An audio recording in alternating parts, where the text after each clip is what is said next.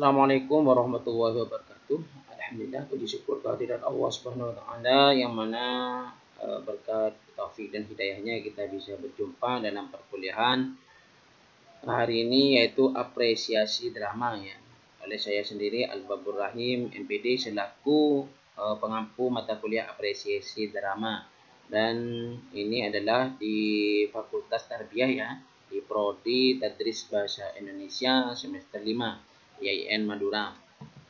Baik, di sini saya akan menjelaskan teknis-teknis perkuliahan selama 1 semester ke depan di mata kuliah apresiasi drama. Lanjut ya. Nah, di sini adalah deskripsi. Yang pertama adalah deskripsi perkuliahan. Jadi mata kuliah hari ini yaitu apresiasi drama SKS 2, durasi perkuliahan 100 menit.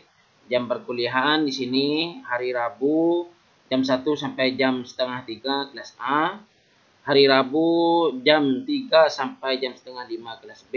Hari Kamis jam 1 sampai jam setengah 3 kelas D. Dan hari Kamis juga dilanjutkan jam 3 sampai jam setengah 5 kelas C.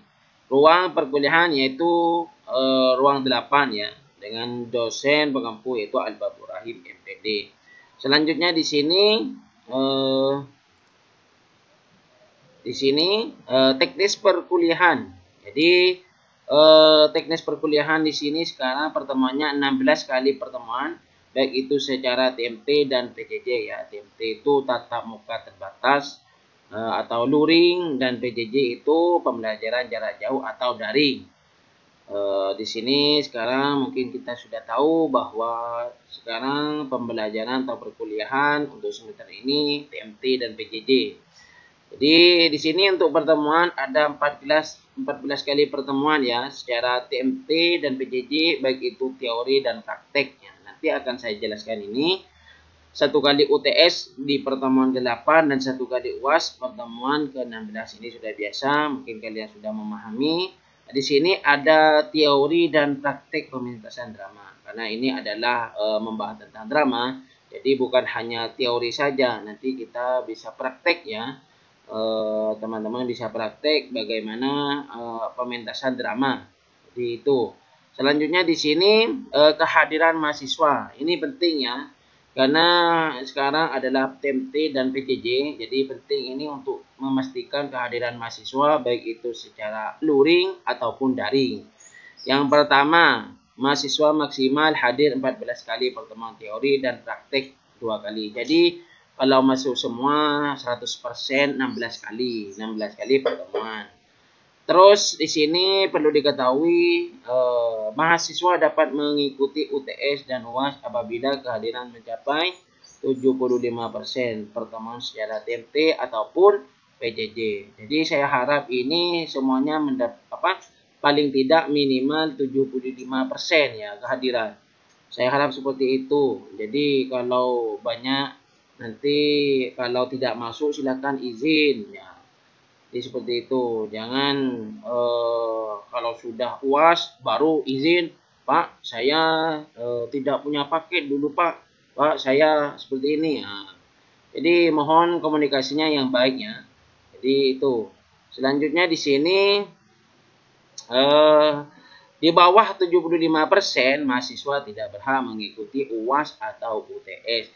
Jadi secara aturan bagi mahasiswa yang di bawah 75% itu tidak berhak mengikuti UAS dan UTS. Saya harap untuk kelas ini bisa mencapai 75%. Jadi tidak ada yang bermasalah. Saya harap seperti itu. Baik itu yang kuliah daring ataupun yang kuliah luring. Terus sistem perkuliahan TMT dan PJJ ya. Ini adalah sistem perkuliahan TMT dan PJJ. Ini sangat penting sekali.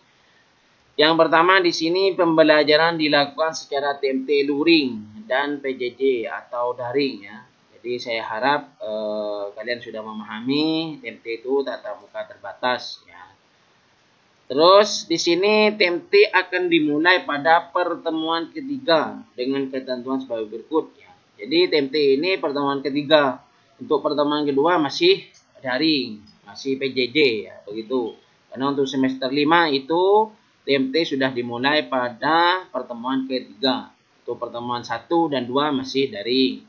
Selanjutnya pertemuan ganjil dimulai dari absen pertama sampai pertengahan. Sedangkan pertemuan genap dimulai dari absen pertengahan sampai akhir. Jadi untuk untuk pertemuan ketiga itu adalah pertemuan ganjil, maka dari absen nomor 1 sampai pertengahan itu masuk. Sedangkan dari absen pertengahan sampai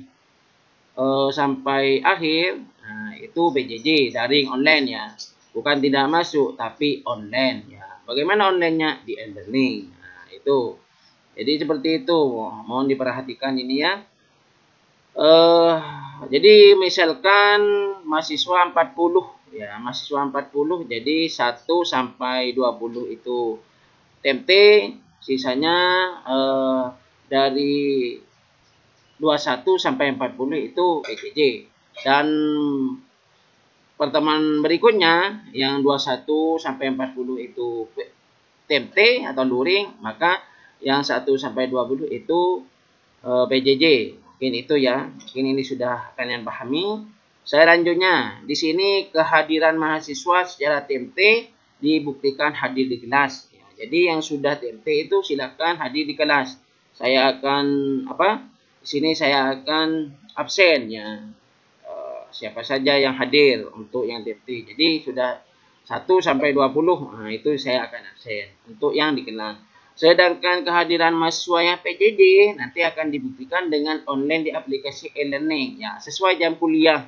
Jadi saya akan bawa laptop itu, saya cek pada saat jam kuliah mana yang sudah online, mana yang belum. Ya, yang belum itu berarti tidak masuk saat sudah selesai kuliah. Perkuliahan sudah selesai tapi belum online. Nah, itu berarti dianggap sudah tidak masuk, seperti itu. Jadi karena aplikasi e-learning sudah menjadi edaran rektor, ya tidak boleh boros kuota, jadi kuotanya cukup di komunikasi cukup di WA, seperti itu. Selanjutnya di sini ya, mahasiswa yang seharusnya TMT namun meminta PJJ maka wajib mengirim surat permohonan resmi dengan tulis tangan beserta alasan yang relevan dan logis ya. Karena berhubung di surat edaran rektor itu mahasiswa diberi hak untuk kalau seharusnya TMT tapi meminta PJJ, ya saya perbolehkan. Namun harus ada permohonan resmi. Artinya saat ya ada permohonan bahwa tidak bisa mengikuti perkuliahan daring, perkuliahan luring seperti itu, tidak bisa masuk kelas tapi mau masuknya online. Silakan, tidak masalah, tapi tetap mengirim surat resmi tulis tangan. Jangan pakai WA ya. Pak, Assalamualaikum Pak, mohon maaf tidak bisa ikut TMT karena bekerja. Nah, karena hujan. Nah, itu jangan, tapi tulis surat di kertas, terus foto, kirim. Nah, itu kan resmi seperti itu. Jadi ini teknisnya ya untuk perkuliahan saya seperti itu. Jika izin lewat WA tanpa tulis tangan akan ditolak dan dianggap tidak hadir ya. Jadi kasihanlah bagi yang teman-temannya sudah di atas aspal, berangkat ke kuliah kelas tapi kalian hanya izin lewat WA tanpa tulis tangan, ya kasihan. Jadi ya tertera tanggalnya berapa ya, hari ini tanggalnya. Jadi takutnya kalian hanya copy. Terus tiap minggu kalian kirim suratnya. Seperti itu. Jadi harus resmi ya.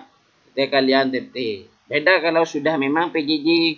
Kalau memang waktunya PJJ ya tidak usah. Itu hanya untuk yang TMT mau PJJ. Seperti itu. Selanjutnya ini permohonan dikirim lewat WA. Sebelum atau saat perkuliahan berlangsung. Jadi kalau sudah lewat WA saya cek nanti, oh ini waktunya PJJ TMT tapi sudah izin mau PJJ, silakan, tidak masalah, tapi tetap harus pakai tulis tangan, kirim surat. Nah, kirimnya lewat apa? Lewat WA atau langsung tidak apa-apa, titip teman buatkan surat, tidak masalah juga. Yang penting ada suratnya lah, seperti itu. Nah, selanjutnya permohonan PJJ tidak berlaku bagi yang mendapatkan tugas presentasi. Ya, masa kalau presentasi tidak masuk, bagaimana nilainya? Bagaimana saya menilai seperti itu? Jadi kalau sudah dapat tugas presentasi, ya diharap masuk seperti itu. Ya kalau tidak masuk, ya bagaimana saya menilai kalian presentasi seperti itu? Karena ini ada TMT, ada PJJ seperti itu ya. Jadi ini untuk sistem perkuliahan TMT. Selanjutnya sistem penilaian skala. Ini sudah biasa ya. Jadi 10% kehadiran, performansi 20%, tugas 20, UTS 20, UAS 30. Terus di sini ada penilaian. Ini mungkin sudah kalian tahu dari A+ sampai E. Saya harap itu kalian mendapatkan nilai yang bagus, tapi tergantung amal dan perbuatan ya. Tergantung amal dan perbuatan seperti itu. Selanjutnya di sini ini adalah materi perkuliahan. Yang pertama pengantar perkuliahan hari ini ya, dan kontrak kuliah. Saya harap kalian bisa memahami untuk pertemuan yang pertama. Selanjutnya ini tatap muka kedua, hakikat dan konsepsi drama. Ini hakikat drama apa, karakteristik drama dan teater ya, karena ada teater itu kan. Dialog sebagai sarana primer pada drama dan teater, ada konsepsi drama dan drama dalam dimensi drama seperti itu. Terus ini tatap muka 3, sejarah dan perkembangan drama. Sejarah drama itu seperti apa dulunya, terus perkembangan drama di Indonesia, selanjutnya teater tradisional, teater transisi, dan teater modern. Nah, seperti itu. Materi perkuliahan selanjutnya adalah tatap muka keempat, klasifikasi dan aliran drama. Klasifikasi drama apa saja, alirannya seperti apa, dan jenis drama berdasarkan konsepnya. Selanjutnya tatap muka kelima, seluk-beluk acting. Ada pengertian acting, dasar-dasar acting, acting sebagai disiplin ilmu, dan teknik berperan seperti itu ya. Selanjutnya di sini ada tatap muka ke-6. Nah, ini terkait masalah penyutradaraan. Sejarah timbulnya sutradara, teori penyutradaraan, tugas sutradara seperti apa, teknik penyutradaraan dalam teater, tipe sutradara, mekanisme penyutradaraan.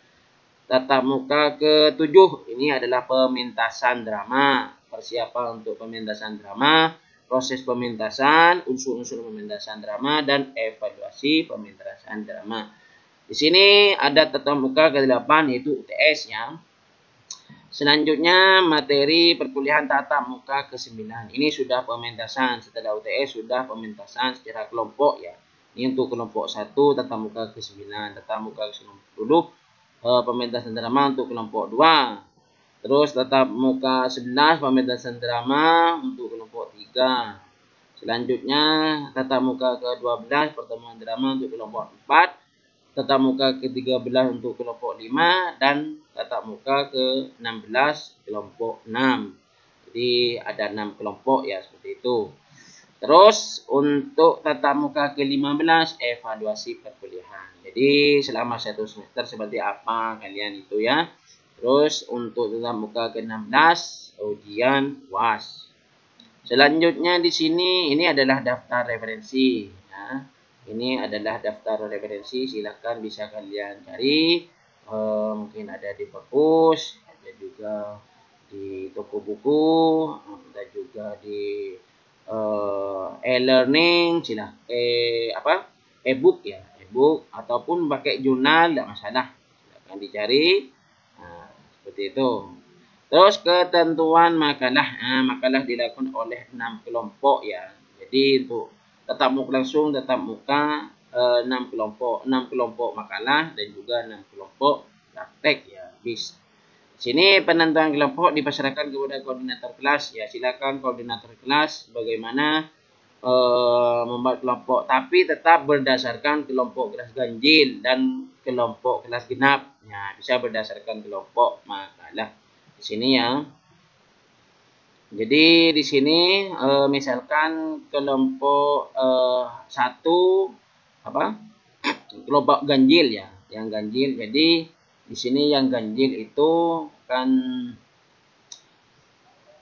yang genap itu kelompok 1 itu genap karena pertemuan kedua. Terus pertemuan ketiga itu ganjil. Pertemuan ketiga itu ganjil, berarti kelompok kedua. Pertemuan keempat itu genap, berarti pertemuan keempat berarti 3 ya, seperti itu. Jadi sesuaikan dengan kelas genapnya. Jadi saat itu kelompok pertama itu masuk, berarti kalau untuk kelompok pertama ini masih daring ya. Ini presentasi kelompok dimulai pada tatap muka kedua. Untuk kelompok 1 masih secara daring, minggu depan masih secara daring.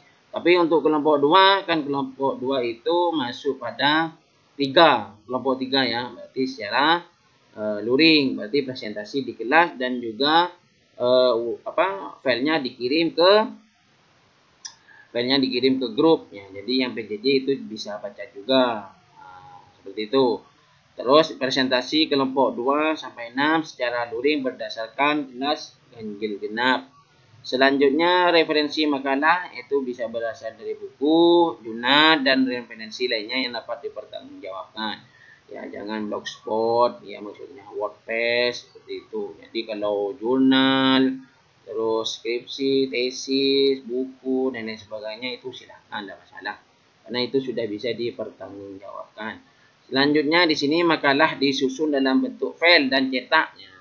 Jadi untuk file dan cetak silakan di print ya makalahnya, dan juga kecuali untuk kelompok 1 karena kelompok 1 masih daring maka cukup file saja. Sedangkan untuk kelompok 2 dan kelompok sampai 6 luring maka dicetak seperti itu. Selanjutnya ketentuan makalah ini bagi yang menjadi pemakalah TMT wajib hadir di kelas ya.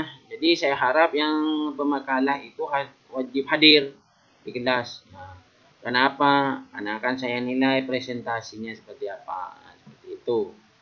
Selanjutnya makalah disusun menggunakan huruf Times New Roman ukuran 12 dan spasi 1,5. Ini sudah biasa ya mungkin kalian ya. Presentasi juga menggunakan PPT ya. Silakan PPT. Jadi untuk kelompok 1 juga menggunakan PPT dan makalah tapi cukup file. Tapi kalau untuk kelompok 2 dan selanjutnya dicetak makalahnya, tapi kalau PPT cukup ditampilkan di proyektor. Terus makalah dan PPT dikumpulkan ke dosen buku ini ya. Jadi makalah saja ya, untuk PPT maksudnya dikumpulkan itu dimasukkan dalam proyektor.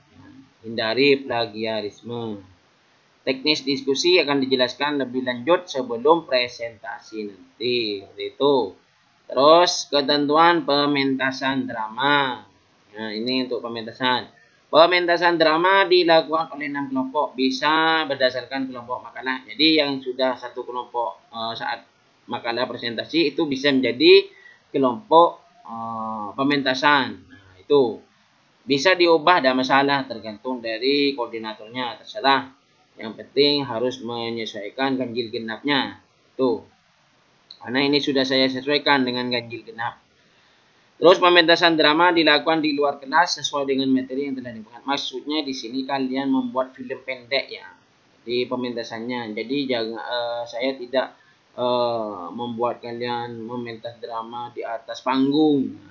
Itu, tapi kalian membuat film pendek ya, bagaimana pementasan di depan kamera seperti itu. Jadi di luar kelas silakan, bukan di dalam kelas. Kalau di dalam kelas kalian masih membutuhkan properti. Kalau properti itu tentunya kalian masih banyak yang harus kalian bawa di kelas seperti itu.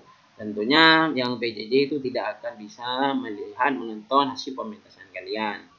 Selanjutnya pementasan drama yang dilakukan dengan bentuk video. Jadi silakan direkam bagaimana ya, buat film pendek lah seperti itu. Nanti bisa diputar di kelas ya saat presentasi dan diunggah di akun YouTube untuk ini untuk yang bagian PJJ ya, seperti itu. Jadi diputar di kelas dan juga yang PJJ di YouTube. Jadi biar yang di PJJ yang online itu bisa tahu juga. Nanti di presentasikan bagi yang presentasi itu kan tadi kelompok 1 tatap muka ke 9. Jadi itu harus masuk kelas. Tuh, 9 kan ganjil ya, ganjil. Seperti itu. Jadi itu ya. Selanjutnya di sini hasil video yang telah diunggah dalam akun YouTube, namanya akan dimasukkan ke WAG agar mahasiswa yang PJJ menonton juga. Terus naskah dan pemain dalam pementasan drama diserahkan sebenarnya kepada kelompok, namun harus berbeda dengan kelompok yang lainnya, tidak boleh sama. Terus tema naskah dianjurkan tentang pendidikan, tapi diperbolehkan tema yang lainnya, topiknya ya ini.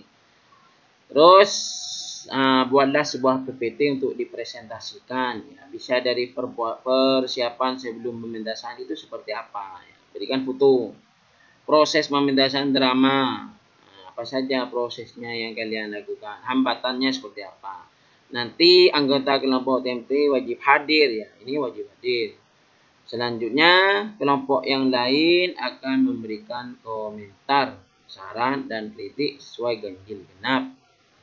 Selanjutnya, setiap hasil pementasan drama akan dinilai, termasuk yang telah berperan aktif. Maksudnya, kalau seharusnya harus semuanya masuk kamera.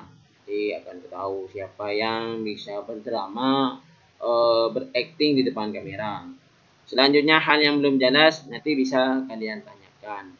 Selanjutnya, matur sakalangkong ya. Mungkin hanya ini untuk tambahan untuk perkuliahan hari ini. Semoga bermanfaat dan nantinya kalian bisa bertanya ya di WAG.